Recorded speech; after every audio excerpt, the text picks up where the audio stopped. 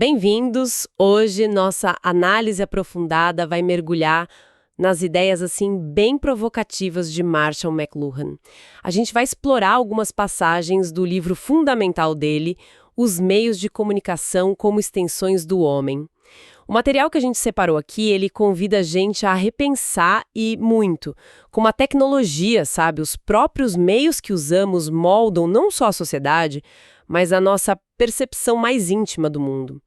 A nossa missão aqui é tentar desvendar alguns conceitos que talvez soem familiares, mas que o significado real, profundo, muitas vezes escapa.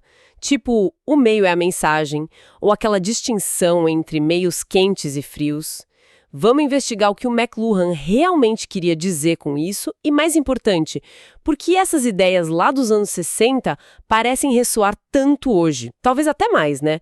Nessa nossa era digital super conectada. Preparados para essa explanação? Tem umas sacadas aqui que podem de verdade alterar o jeito como a gente interpreta esse ambiente tecnológico todo que nos cerca. Bom, vamos começar por uma das ideias talvez mais intrigantes e, confesso, às vezes meio confusas de McLuhan. Essa divisão aí entre meios quentes e frios. Qual que é a essência disso, afinal? Olha, a essência está numa observação que parece até paradoxal sobre como a gente se envolve sensorialmente. McLuhan percebeu que meios quentes, eles são os de alta definição, sabe? Cheios de informação, que exigem pouca, mas bem pouca participação do público para serem entendidos. Ah, tipo... Pensa na imprensa escrita, no rádio daquela época, numa fotografia bem detalhada ou num filme com uma narrativa super linear. Eles entregam muita informação sensorial, geralmente focada em um sentido só, né? Como a visão, no caso da imprensa. O espectador, o leitor, ele fica mais passivo, só absorvendo o que está ali. Entendi. Muita informação, então a gente não precisa completar muito sentido. E o frio, como seria? Então, o frio é justamente o contrário. É baixa definição, menos dados explícitos. E isso força o público a participar ativamente, sabe? A preencher as lacunas, tanto sensoriais quanto cognitivas. Exemplos clássicos que ele dava eram um telefone... Que só tem o som, né? Exato. Exige imaginação visual. Ou os desenhos animados com aqueles traços mais simples. Ou a TV dos primórdios, né? Com aquela imagem de resolução baixa, aquele mosaico de pontos. Essa baixa definição convida a um envolvimento maior, mais multissensorial. McLuhan até usa um exemplo curioso da gíria da época. Ah, eu li isso. Dos jovens usando frio para dizer que algo era bom. Isso. Porque a geração anterior já tinha meio que esgotado o sentido de quente. Para ele, isso refletiu uma mudança cultural, uma busca por mais participação, entende? Fascinante essa inversão. E ele dá outros exemplos para ilustrar essa dinâmica de participação, né? Falou de danças, se não me engano. Sim, sim. Ele compara o Charleston, que é mais mecânico, definido, quente. Portanto, com o twist, que exige um envolvimento do corpo mais completo, mais improvisado, frio.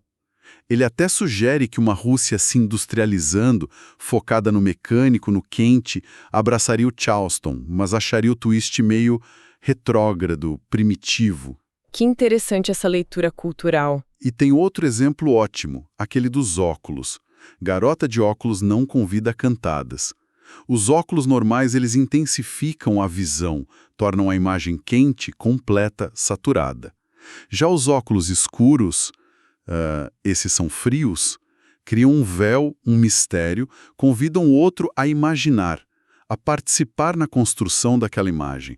É tudo sobre o nível de participação sensorial que o meio exige ou permite, né? E como isso se conecta com o impacto na cultura? Você mencionou que um meio quente numa cultura fria pode ser disruptivo. Exatamente. Pensa só. Introduzir o rádio, que é quente, linear, focado no som, numa cultura que é predominantemente oral, participativa, fria no sentido dele, o efeito pode ser intenso, até meio violento, porque força uma forma totalmente nova de processar a informação. Uhum. Já em culturas que já eram muito letradas, muito visuais, como a Inglaterra ou a América, culturas mais quentes, para McLuhan, o rádio foi assimilado de uma forma mais suave, né? Mas como entretenimento. E o inverso também vale. A TV, que era fria, em mosaico, convidando a participação, teria sido mais perturbadora para essas culturas visuais e lineares. Entendi. A questão central é sempre essa interação dinâmica, sabe? Entre as características do meio em si e o equilíbrio sensorial da cultura que o adota. Hoje, a gente poderia pensar como a natureza super participativa, talvez fria, das redes sociais interage com uma cultura que talvez esteja saturada de informação visual, que seria quente. A interação continua super complexa. Nossa, essa dinâmica entre meio e cultura nos leva direto para a afirmação mais famosa do McLuhan, né? Aquela, o meio é a mensagem. Que, assim, à primeira vista, parece até não fazer sentido. Como assim, o canal é mais importante que o conteúdo que passa por ele? Essa é uma das ideias mais contraintuitivas dele, mas talvez uma das mais poderosas também. O que McLuhan argumenta é que, a longo prazo, as características do meio, a estrutura dele, o jeito como ele organiza a informação, a escala, o ritmo que ele impõe, tem um impacto muito mais profundo, mais transformador na sociedade e na nossa psique do que qualquer conteúdo específico que ele transmita. O exemplo que ele usa é brilhante: a luz elétrica. Sim, a luz elétrica, que ele diz que é informação pura quase, sem conteúdo próprio. A menos que use para formar palavras num letreiro ou algo assim. Isso, exatamente. A mensagem da luz elétrica não é o anúncio que ela pode formar, mas a própria capacidade de abolir a noite, de permitir atividade 24 horas, de transformar a arquitetura, a vida social. Ela é um meio que cria um ambiente totalmente novo. E, de forma mais geral, McLuhan vai postular que o conteúdo de qualquer meio é sempre um outro meio. Como assim? O conteúdo da escrita é a fala. O conteúdo da imprensa é a palavra escrita. O conteúdo do cinema é o romance, a peça de teatro. Entende? Focar só no conteúdo é como olhar para a isca e não perceber o anzol ou a correnteza do rio onde você está pescando. Então, a mensagem real seria a mudança estrutural.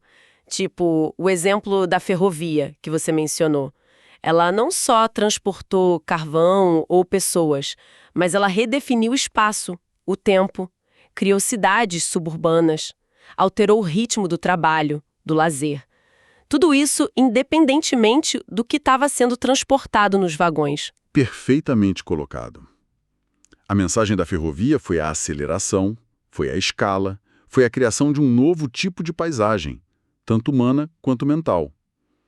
O avião, depois, trouxe outra mensagem. Velocidade ainda maior, dissolvendo aquela estrutura linear da ferrovia, promovendo uma sensação de globalidade. McLuhan compara isso com o trabalho do Hans Selye sobre o estresse, sabe? Sei, sobre a síndrome geral de adaptação. Exato. Focar só na doença específica, que seria o conteúdo, ignora o impacto sistêmico do ambiente estressor, que seria a mensagem do meio. As tecnologias, para McLuhan, são ambientes. Ambientes que alteram nosso equilíbrio, tanto fisiológico quanto psicológico. E essa percepção das linhas de força dos meios, ela não é óbvia, né? Ele fala sobre a necessidade de um certo distanciamento para enxergar isso. Sim, ele argumenta que, geralmente, a gente está imerso demais nos nossos meios para perceber os efeitos estruturais deles. É como o peixe que não percebe a água, né? Os meios nos envolvem numa espécie de transe narcísico. Eles impõem os pressupostos deles de forma subliminar. Transe narcísico. Só adotando uma postura mais marginal, um olhar de fora, como o artista faz, ou o analista social, é que seria possível discernir os contornos, a gramática oculta daquele meio. Ele cita o Tocqueville, por exemplo, que percebeu a gramática da imprensa e como ela estava unificando a França, coisa que os próprios franceses, imersos naquilo, talvez não vissem com tanta clareza. Isso me faz pensar muito nas redes sociais hoje. A gente está tão imerso que talvez não perceba qual é a mensagem real do feed infinito, da notificação constante, da métrica de engajamento. O conteúdo varia demais, claro, mas o meio em si, a estrutura, pode estar moldando nossa atenção, nossa paciência, até nossa forma de pensar, de interagir. É uma aplicação muito, muito pertinente. Qual é a mensagem de um meio que opera por algoritmos que são feitos para otimizar o nosso tempo de permanência ali? Independentemente dos vídeos, dos posts específicos que a gente vê, o meio em si promove certos padrões de comportamento de cognição, a fragmentação da atenção, a busca por validação instantânea, a formação de bolhas de opinião. Essas podem ser as verdadeiras mensagens, entende? As mudanças de escala e padrão que McLuhan nos incentivaria a investigar. Totalmente. Essa ideia de imersão, de falta de percepção, se conecta com outro conceito dele, que é central e também bastante denso. As tecnologias como extensões do homem, mas ao mesmo tempo como autoamputações. O que ele quer dizer com isso? Parece forte, né? Autoamputação. É forte, sim. Ele parte da ideia de que toda tecnologia é uma extensão de alguma faculdade humana nossa. A roda estende o pé, a roupa estende a pele, o livro estende o olho, o computador estende o cérebro. Até aí parece tudo bem, positivo, né? Mas ele introduz um lado mais sombrio. Para que essa extensão funcione, ou para a gente lidar com a pressão que levou à invenção dela, o nosso sistema nervoso central realiza uma espécie de autoamputação. Autoamputação? Mas como assim? O que seria amputado? Pensa nisso como uma estratégia de defesa quase. Sob estresse ou superestimulação de uma função, de um sentido, o sistema meio que se protege, isolando ou entorpecendo a área afetada. A tecnologia, a extensão, surge como uma contra-irritação, uma forma de aliviar essa pressão. Mas isso vem ao custo de uma certa dormência, uma insensibilidade naquela função original que foi estendida. A invenção seria essa resposta adaptativa, mas que nos deixa parcialmente anestesiados em relação à própria extensão que criamos. Ah, e é aí que entra a figura de Narciso. Exatamente. Ele formula o conceito de Narciso como narcose. Narciso se apaixona pela própria imagem refletida na água, que é uma extensão de si mesmo, né?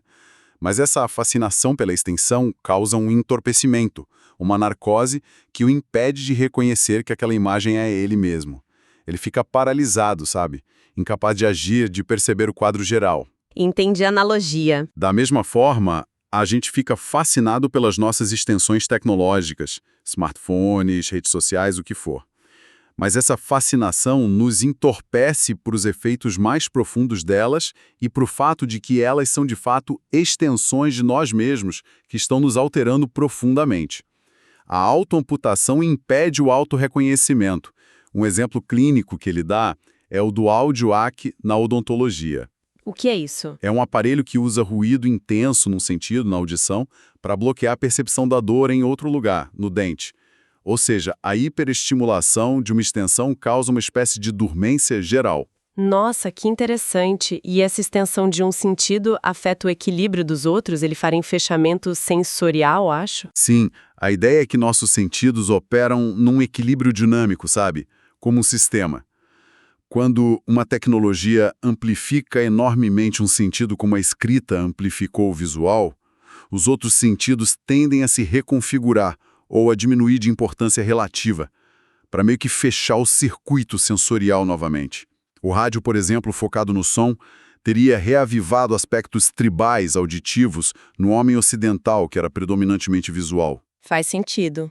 E o cinema sonoro diminuiu a importância da linguagem corporal, da mímica, que era crucial no cinema mudo.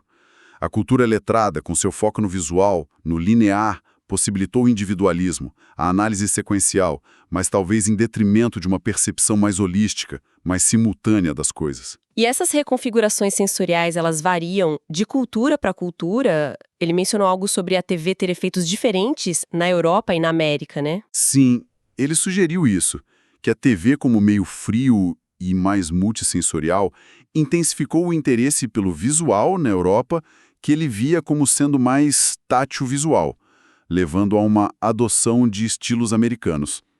Já na América, que era uma cultura já saturada pelo visual, quente, a TV abriu portas para o áudio tátil, para o não visual. Influenciou o interesse por outras culturas, por culinária, artes plásticas.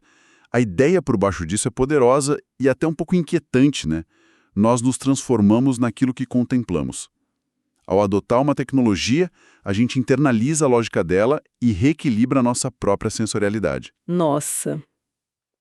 E pensando hoje, como será que a interface predominantemente tátil e visual do smartphone está reconfigurando o nosso equilíbrio sensorial em escala global? É uma pergunta enorme, né? Enorme. E nos leva a outra grande ideia dele, a passagem da explosão para implosão elétrica e a famosa aldeia global. O que ele descreve com isso? O que é essa explosão e essa implosão? McLuhan via a história da civilização ocidental, principalmente depois da imprensa, como um processo de explosão. O que seria isso? Fragmentação do conhecimento em especialidades, divisão do trabalho, expansão geográfica dos impérios, separação das funções sociais. Era um movimento que ia para fora, centrífugo, de afastamento, de diferenciação. Ok, expansão. Aí vem a era elétrica, com sua velocidade instantânea de comunicação. E ela inverte essa tendência. Ela provoca uma implosão. Inclusão, tipo um colapso para dentro? Exatamente. A velocidade elétrica contrai o espaço e o tempo. O mundo encolhe, as distâncias meio que desaparecem. Eventos que acontecem em qualquer lugar do planeta podem ser conhecidos quase que instantaneamente em todos os outros lugares. Essa contração transforma o globo numa aldeia global, onde todo mundo está de repente próximo, interconectado, envolvido nos assuntos uns dos outros. As antigas separações público e privado, local e global começam a ruir. E qual a consequência principal dessa implosão, dessa tal aldeia global? Bom, uma consequência fundamental é um aumento dramático da consciência de interdependência e de responsabilidade mútua. Grupos que antes podiam ser ignorados ou contidos lá nas margens da sociedade, ele cita negros e adolescentes como exemplos da época dele, tornam-se visíveis, presentes na vida de todos, justamente por causa dos meios elétricos. Não existe mais lá fora. Todo mundo junto. Todo mundo envolvido na vida de todo mundo. E isso gera o que ele chama de idade da angústia. Uma era de ansiedade constante, porque somos forçados ao envolvimento, à participação, a tomar consciência das consequências das nossas ações em escala global. Aquele antigo ponto de vista individualista, especializado, distanciado. Ele se torna inadequado, talvez até impossível. É a passagem que ele menciona da cadeira do chefe de redação, do observador distante, para o divã do psicanalista, do envolvimento integral. Isso, perfeito. Ele usa essa metáfora para contrastar a mentalidade fragmentada, sequencial, do século XIX, com a necessidade de uma compreensão mais holística, de um envolvimento total do século XX e agora do XXI, né? A automação, para ele, era a expressão tecnológica dessa implosão, sistemas integrados, descentralizados, que exigem uma compreensão profunda do todo. Isso em contraste com a linha de montagem mecânica, que era fragmentária, centralizadora e superficial nas relações que criavam. A velocidade elétrica dissolve as estruturas hierárquicas de centro-margem, a aceleração extrema não centraliza mais, ela descentraliza e força uma reunificação quase orgânica das partes. Mas essa aldeia global que a gente vive hoje, ela parece também um lugar de muita cacofonia, sabe? Muita fragmentação em tribos digitais. Será que a implosão trouxe unificação ou trouxe um novo tipo de caos, só que interconectado? Essa é uma excelente questão. McLuhan previu sim a interconexão, mas talvez ele não tenha previsto a intensidade da fragmentação dentro dessa conexão. A aldeia talvez tenha se tornado um aglomerado de pátios murados digitais, onde a gente ouve mais os ecos das nossas próprias vozes. A implosão nos força a estar juntos, fisicamente ou virtualmente, mas isso não garante a compreensão mútua, né? A angústia do envolvimento que ele descreveu parece mais relevante do que nunca, mas as ferramentas para navegar essa complexidade toda a gente ainda está desenvolvendo. A estrutura da aldeia está lá, mas a coesão social é um desafio constante, eu diria. Com certeza. E para a gente ir finalizando as grandes ideias, ele fala sobre a energia híbrida e também sobre os meios como tradutores. O que significa isso? Energia híbrida. Ele observa que quando dois meios diferentes se encontram ou se combinam, isso libera uma energia nova, poderosa, quase como uma reação química ou nuclear, ele chega a dizer. Pensa no cinema mudo, que era um meio, e o som gravado, que era outro.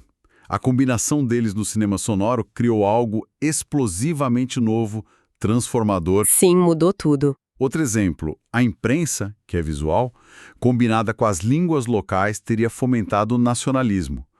Já o rádio, auditivo, teria reavivado formas mais antigas, tribais. Esse momento de hibridização, onde um meio encontra outro, é também interessante porque pode nos despertar daquele transe específico de cada meio isolado, sabe? A gente meio que vê as costuras, as interfaces, e isso pode gerar consciência. Interessante. E a ideia dos meios como tradutores? Essa é fundamental.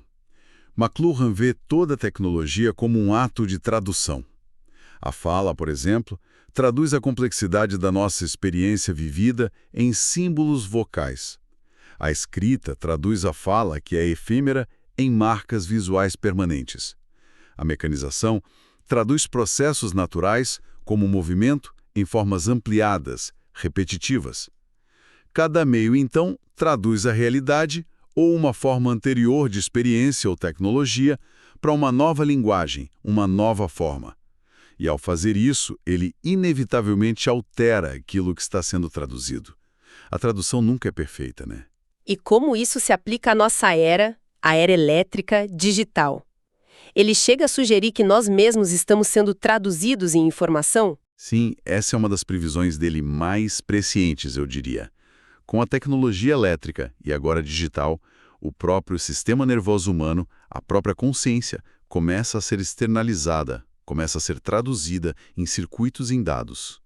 Quando a gente diz que sabemos mais sobre o homem, isso pode significar que estamos aprendendo a nos traduzir cada vez mais eficazmente em sistemas de informação que, de certa forma, nos excedem. Uau! O dinheiro é outro exemplo que ele usa bastante. Um meio que traduz trabalho, tempo, habilidade, numa forma abstrata, universalmente intercambiável. Todos os meios para ele são metáforas ativas. Eles traduzem a experiência e, nesse processo, transformam tanto a experiência quanto a nós mesmos. Ele até cita Francis Bacon, dizendo que a verdadeira filosofia busca traduzir fielmente as palavras do mundo. Então, entender como cada meio realiza essa tradução é a chave para captar a verdadeira mensagem dele. Olhando para hoje, essa tradução constante de comportamentos, emoções, relações em dados feita pelas plataformas digitais parece ser exatamente o cenário que ele estava descrevendo, né? A grande questão que fica é o que se perde e o que se ganha nessa tradução incessante de nós mesmos para o formato da informação. É a questão crucial, sem dúvida. A tradução permite novas formas de análise, de conexão, talvez até um tipo de autoconhecimento em escala coletiva que antes era impensável. Mas, por outro lado, ela também corre o risco enorme de simplificar demais, de quantificar o que não é quantificável, de perder a nuance, a profundidade da experiência vivida. A tradução nunca é neutra, né? Ela sempre envolve interpretação, reconfiguração. Bom, exploramos hoje um terreno intelectualmente denso, mas, nossa, incrivelmente relevante ainda hoje. Percorremos as ideias do McLuhan sobre os meios como extensões, que paradoxalmente nos amputam parcialmente, a dança entre participação e saturação nos meios quentes e frios, a noção radical de que o próprio formato tecnológico é a mensagem mais impactante, a implosão do mundo numa aldeia global elétrica e, por fim, essa ideia dos meios como tradutores incessantes da nossa experiência. Fica muito claro que analisar só o conteúdo que a gente consome é ver só a superfície das transformações imensas que a tecnologia opera em nós. Sem dúvida alguma. E, talvez para deixar uma reflexão final, se o McLuhan estava certo e se as tecnologias elétricas, e agora digitais, continuam a nos traduzir cada vez mais em informação, externalizando a nossa consciência em redes, em sistemas, o que isso implica para o futuro da consciência individual? Sabe, à medida que a gente se torna, de certa forma, informação processável, onde é que a gente traça a linha entre o eu autêntico e a sua representação digital, a sua tradução? O que resta do indivíduo quando a própria consciência é de alguma forma externalizada e talvez até fundida numa inteligência coletiva simulada. Uma indagação realmente profunda que ecoa diretamente das observações que o McLuhan fez há mais de meio século. Agradecemos muito a companhia de todos nesta análise das ideias de Marshall McLuhan. Esperamos que tenha sido uma jornada tão estimulante quanto foi aqui para nós. E esperamos um reencontro em nossa próxima investigação aprofundada de fontes importantes. Até lá!